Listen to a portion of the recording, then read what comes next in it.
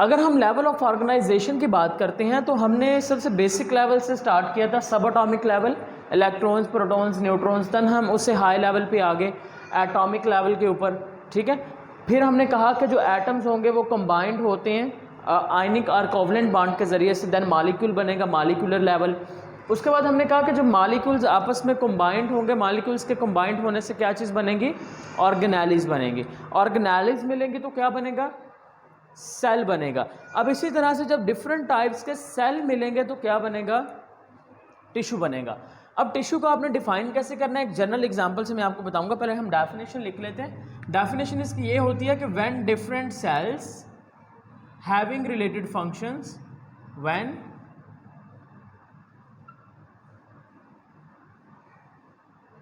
Different cells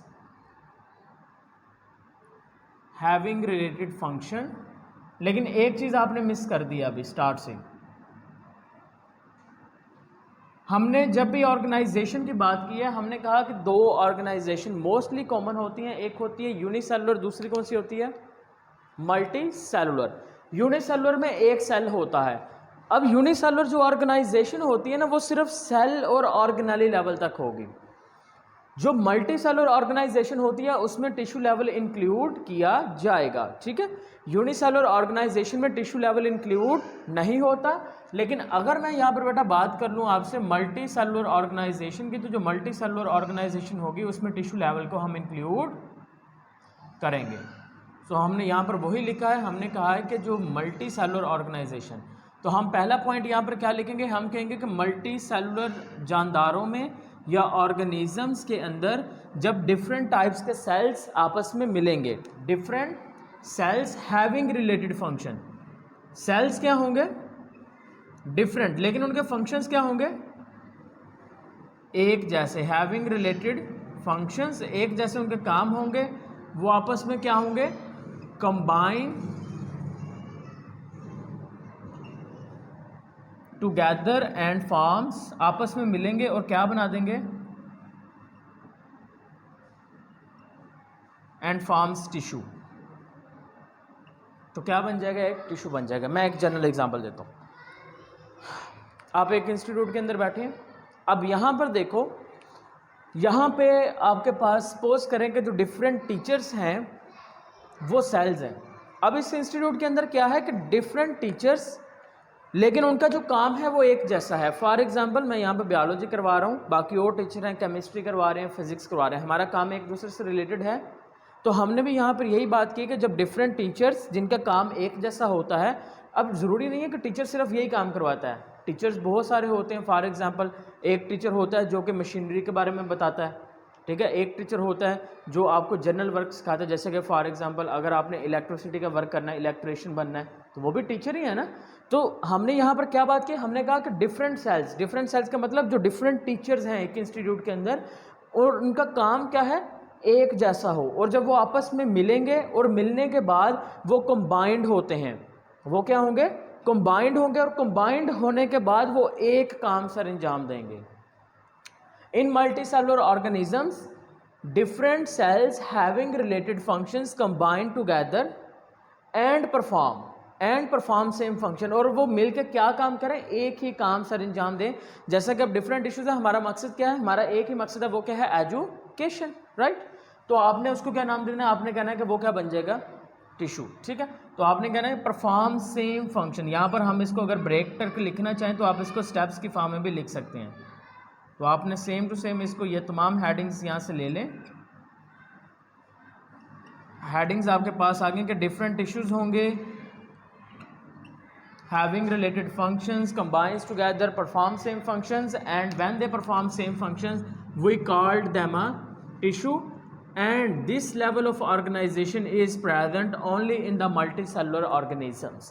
So let's talk about the tissue level in the plant cell as well as in animal cell, because when we talk about the animal cell and the plant cell, both animal cell and plant cells have multicellular organisms. So what sort of tissue level and what tissue are present in the animals?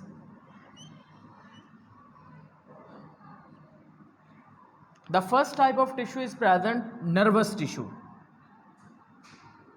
What's the function of nervous tissue?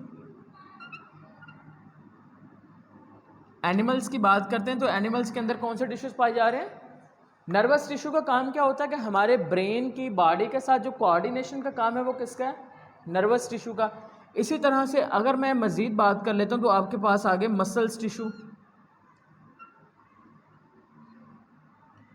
Muscles tissue का काम क्या होता है? Muscles tissue का काम ये होता है कि हमारे बॉडी के अंदर जो मूवमेंट के लिए रिस्पॉन्सिबल हैं वो कौन से टिश्यूज़ होंगे?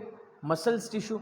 इसी तरह से अगर हम मज़ीद बात कर लेते हैं तो यहाँ पर बेटा आपके पास आ जाएगा एपिथेलियल टिश्यू.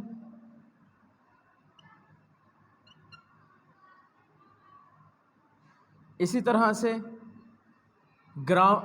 आपके पास आ जाएगा glandular tissues. Epithelial tissues and glandular tissues जो कि सेक्रेशंस वगैरह ग्लैंड्स वगैरह होंगे, सेक्रेशंस रिलीज़ कर देंगे. अब हम चलते हैं ज़रा प्लांट्स की जानिब. क्या प्लांट्स के अंदर भी ये लेवल ऑफ ऑर्गेनाइजेशन पाया जाता है या फिर नहीं पाया जाता? बेटा अगर हम प्लांट्स की बात करते हैं तो प्लांट्स के अंदर भी ये टिश्यू लेवल पाया जाएगा. फॉर एग्जांपल हमारे पास यहाँ पर आ जाएगा ground tissues, permanent tissues. Ground tissues वो होते हैं जो प्लांट की बॉडी का मोस्टली जो एरिया बनाएंगे वो कौन से बनाएंगे? ग्राउंड टिश्यूज़ बनाएंगे. परमानेंट टिश्यूज़ किसको कहते हैं? परमानेंट टिश्यूज़ जो होते हैं वो कभी भी डिवाइड होने के काबिल नहीं होते. ठीक है, परमानेंट टिश्यूज़ जो होंगे वो डिवाइड होने के काबिल नहीं होंगे. इसी तरह से बहुत ही फेमस टिश्यू जो आप लोग पढ़ते आते हैं, जाइलम टिश्यू पढ़ा है ना? क्या काम होता है इसका? और फ्लोएम टिश्यू का? फ्लोएम टिश्यू का काम ये होता है कि ये फूड को कंडक्ट करता है पूरी प्लांट की बॉडी के अंदर, और जाइलम टिश्यू का काम ये होता है कि ये किस चीज़ को कंडक्ट करेगा? वाटर को कंडक्ट करता है पूरी प्लांट की बॉडी के अंदर.